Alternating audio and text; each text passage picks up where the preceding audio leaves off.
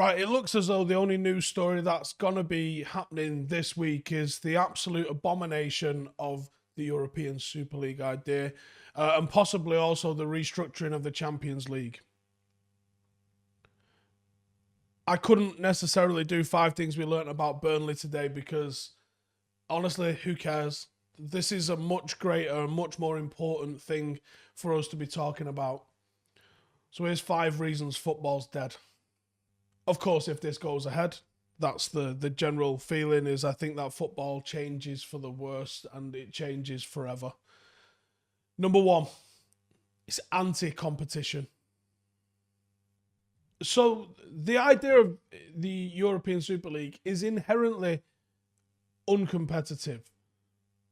Football works at the moment because you can pump money into it and change anyone's fortunes. Manchester City would be Wigan Athletic without the Sheikh's money. Similar for Chelsea. Salford City would still be playing in the Northwest Counties if it wasn't for what the Class of 92 did. But ultimately, you can still spend money and not be successful. It generally leads to success when you spend money. But there still is the element of competition. Just having money, just being a rich club doesn't necessarily mean you avoid penalties for poor performance, which is exactly what the European Super League sort of seems to want to ring fence. Founder members are going to be immune to relegation. Now, I don't like that. I don't like that in any sport whatsoever. You're just telling me it's now entertainment and these are the most popular characters, so they have to come back. It's like Fast and the Furious 27. It's ridiculous. Now, a lot of people complained when the Premier League came around that this is what the Premier League did. That's not the case. Now, when the Premier League came into being, certain things did change. And it's accelerated the differences between the haves and the have-nots, possibly down to TV revenue, possibly down to a number of different things. And unfortunately, the increase in TV revenue might have helped to really exacerbate this. When you go back to the 50s and the 60s, you didn't necessarily see clubs winning back-to-back-to-back titles. It didn't generally happen. The reason it didn't happen is partially because squads was a lot smaller, so you lose one player in a team to an injury, and you just didn't have the cover to be able to make up for that. There was also the fact that all of the clubs was on a very level playing field. That's why Sumat Busby, Manchester United had 3 Ballon d'Or winners in there, but was only winning a couple of championships in a 5-6 year period because the game was so much more competitive. Though at the moment, people like to tell you the Premier League is competitive. It's tight at the top, but the teams at the bottom are so far removed from being able to actually genuinely compete with the teams at the top. That's the difference in the gaps. That's the difference in what's happened. The Premier League has had 49 different teams partake in it. And there's only been 6 that have remained since the first season in 92-93. Those teams that have remained: Everton, Liverpool, Tottenham, Arsenal, Manchester United and Chelsea. Every single other member that founded the Premier League has been relegated, which tells me that the Premier League is inherently competitive. Plenty of teams are going up and down, and up until a year ago, 3 of those teams, Liverpool, Everton and Spurs, had not won a single Premier League, despite being permanent members for almost 28 years. Last year, Liverpool won the Premier League, which means Everton and Spurs are the only 2 that haven't managed to win anything. I'm pretty sure Spurs have finished in the bottom half, and I know Everton flirted with relegation on more than one occasion. So I know that the Premier League is competitive. And if you look at the amount of money that Liverpool had spent in the 90s, they outspent Manchester United in the 90s. Rafa Benitez outspent Manchester United. The money alone doesn't make the success happen.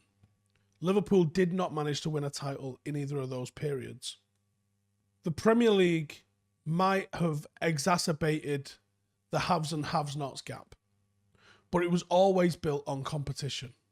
People are going to highlight the Leicester factor a lot. What they're missing with the Leicester factor is it was once in a blue moon, and it probably won't happen again. The reason it was odds of 5,000 to 1 is because it is that unlikely. But you're seeing this season, and it's possibly on the back of a pandemic, Leicester have pushed United very, very hard to get into the top 3. You find West Ham are in the top 4. It's still possible for teams to create shocks. They might not be winning it, but when you look at some of the founder members of the European Super League, you see Arsenal, you see Spurs, you see Liverpool. They're being overtaken by your Evertons and your West Hams and your Leicesters. If they're allowed to push on into the Champions League, get some of that Champions League money, attract players because they're now playing in the Champions League, it creates a more competitive Premier League. It creates a better Premier League. When you remove that, I have no idea how it's going to work for everybody that remains in the Premier League, if that's even going to be a thing following this, because I don't know how you run a Premier League without United and Liverpool and Chelsea and Arsenal. And the fact it's Arsenal and Spurs that think that they're good enough to be part of this. Arsenal might be the 3rd, 4th best team in London, and they think they're the 12th best team in Europe. Number 2, it's not representative. Now, the European Super League is not representative of neither the domestic leagues involved or the countries in Europe. Only 3 out of the 56 European countries are currently involved in the European Super League. It's hardly European. Now, there isn't any German clubs. You're basically looking at a couple of Italian clubs, a couple of Spanish clubs, and a right load of English clubs who actually left Europe according to Brexit earlier this year. It doesn't represent the fans. It doesn't represent the culture. It doesn't represent what football is. Football is meant to be a social institution. That's changed with the globalization of the game, but it's still fundamentally about people representing their people. It's about Marcus Rashford coming through the academy. It's about Axel Tuanzebe coming through their academy. It's about knowing what our roots are. I think that we are honestly extremely close to seeing Manchester United, and this might sound like I'm getting excited and far too over the edge here, but I honestly think that with the advent of the European Super League, you're essentially seeing the creation of an NFL in Europe for football. Why wouldn't they end up being called the Florida Red Devils? I could honestly see something like that being muted. You can't claim that. I don't necessarily think the Champions League is fair. I don't necessarily think that some clubs get put straight into the Champions League group stage, and I don't necessarily see why some clubs have to go, depending on which league you've just won, I don't see why some clubs have to go through stage after stage of pre-qualifying. I don't necessarily think that's fair. A straight knockout would be fairer. But I also don't necessarily know how you have a better, fair system if you want to include a league thing. The league has to have a limited number. At the moment, there's a lot of dead rubber games. And maybe there does need to be some sort of 2-tier system like there needs to be in international football.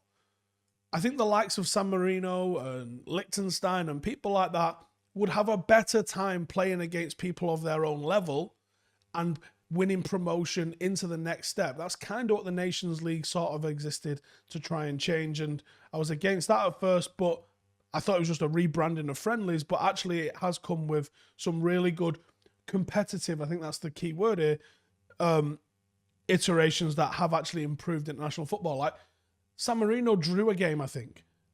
Someone scored a game in a game for the first time in years. And you're like, that's what this should be about. Don't just watch England take the piss out of San Marino and Malta. What's the point in that? Let's see San Marino against Malta. Let's see them actually get up for a game and maybe go and win stuff. That's what it should be about. Find your level, compete at the right level. And I think that there's something like that maybe needs to happen with the Champions League. And I know that there's some reforms that are coming out for the Champions League, and some of them are a bit similar to the ESL, but they're still roughly formulated on the basis of competition. Succeeding competition, be rewarded for it. Not found something and just be in the mixer forever. Number 3, it fucks the fans. Away travel. Now, if there's more games in Europe, there's more away travel created. There's more away travel needed for fans. It absolutely fucks the match-going fan, who is at the bottom of the list for most people in the sport, it seems, priority. And we've all seen how poor the game looks without fans over the last 12 months. Fans need to be taken care of a lot better. There's a lot of people cancelling season tickets at the moment, largely in protest at this, but also there's going to be further details come out which people are going to see their ass with and not want to take part in. There's a possibility of taking knockout or even group stages or finals on tour. You think this seems like JP Morgan are behind this? It seems like there's a bit of an American influence in this. You telling me we couldn't see the European Super League final being played in New York or Las Vegas or Dubai? Because I absolutely think that could be the case. United fan representative meeting on Friday with the Glazers didn't even mention their plans regarding the European Super League. The reason? Because they knew we would have absolutely kicked off. The footballing aristocracy and its gentrified pretenders are taking their ball home because they've lost the game of headers and volleys against the local kids. Football has allowed money to influence too great a degree. And maybe it's been coming. Maybe this was coming when the Glazers took over Manchester United. And maybe that was the reason they leveraged so much debt. The fact it was JP Morgan who leveraged the Manchester United buyout for the Glazers and JP Morgan are putting the money up, I don't think is a coincidence. And I wonder if this has been something that's been in the pipeline for 15, 16 years. There's a quote here from Sir Bobby Robson, which says, "What is a club in any case? It is not the building or the directors or the people who are paid to represent. It's not the television contracts, it's the get-out clauses, it's marketing departments or executive boxes. It's the noise, the passion, the feeling of belonging, the pride in your city. It's a small boy clambering up the stadium steps for the first time, gripping his father's hand and gawping at that hallowed stretch of turf beneath him, and without being able to do a thing about it, falling in love." That is what football is about. Number 4, English football is going to die. This kills the pyramid. Is there a point now? Is there a point in dreaming, as Salford are, to try and get to the Premier League? Is there going to be a Premier League? You saw the 2-horse race in Scotland when it lost a horse, when Rangers were relegated. I think their TV rights sold for £1 million. No one cared about watching Scottish football. If the Premier League and UEFA go through with their threats to expel the clubs, nobody is going to watch the Premier League. Nobody. It's going to go for nothing. I mean, we was just discussing in the office, what if the TV companies refused to buy it? And then someone went, DAZN have already put a 3.5 billion bid in for the TV rights for the ESL. They'll have had all of this in line before we saw any of the announcements that came out yesterday. The TV money that's currently propping up the Premier League, that bubble is a scary bubble anyway, especially for clubs like Manchester United in so much debt. Certainly for clubs like Barcelona who are in $1 billion of debt. I think that the money is required for a lot of these clubs to even survive, let alone thrive. And I think that the money that's about to come into this, I think it's too irresistible for it to not happen, sadly. The knock-on effect is going to go all the way down through the leagues. Because at the moment, it's a pittance that falls out of the Premier League into the English Football League, and it's even less that finds its way into non-league and grassroots, of which there is no game without your under-9s and 10s and 11s playing somewhere. The amount of clubs that have gone belly up in the pandemic because of a lack of fans, and there's more to come on this too, is a tragedy. But think about where some of the footballers came from. Jamie Vardy started his career as a non-league player, came through the league and won the Premier League. Now that's romantic and rare, but even Ollie Watkins has played non-league. Even Calvert-Lewin has played non-league. The pittance of funding that it currently survives on goes away, and those careers do not happen. All of those careers needed to do what they did at the level that they did for them to be at the level they're at now. All of that was growing. And all of that was developing those players. That is now likely gone. The rest of the Premier League will not survive without the TV money. The rest of the Premier League will not survive with all of the sponsorship deals that pull out, and if the Premier League teams can't survive, the Championship, League One, League Two, a lot of these clubs are running at 120% of their turnover. They are going to go away very fast. Number 5, history cannot be bought. Big games are big because they're earned. The reason there's a law about playing Real Madrid is because they're the team that's won everything. They're the team that's got the best players in the world, and we want to play against them and see if we're on that level. That's why those games are big. That's why those games are big. Not because they won something in the past. The Royal Engineers have won an FA Cup. Where are they? The Wanderers have won an FA Cup. Where are they? Nottingham Forest have won 2 European Cups. Why aren't they guaranteed a spot ahead of Arsenal? The reason Spurs and Arsenal are in this mix is because recently they've been pretty good teams. Less so for Arsenal, but Spurs went pretty close a couple of years ago. The reason that there's an interest in watching those teams, Celtic have won a European Cup. But on a world level at the moment, they're not competitive. Why aren't they in there ahead of Arsenal?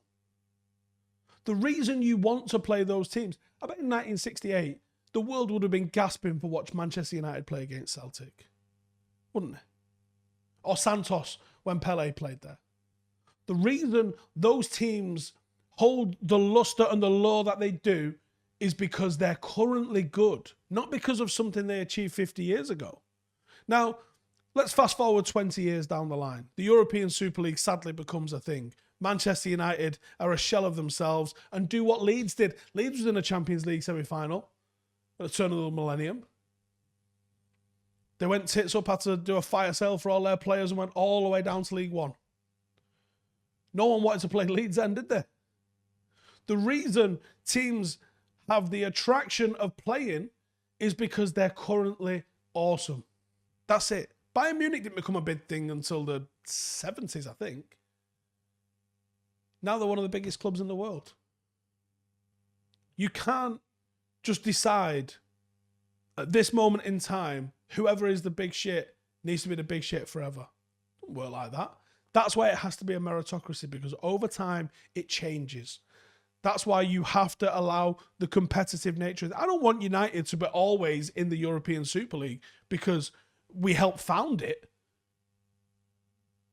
I want us to be in the European Super League or the Champions League or whatever it is because we were the best team in the country or we qualified for whatever the qualification process was.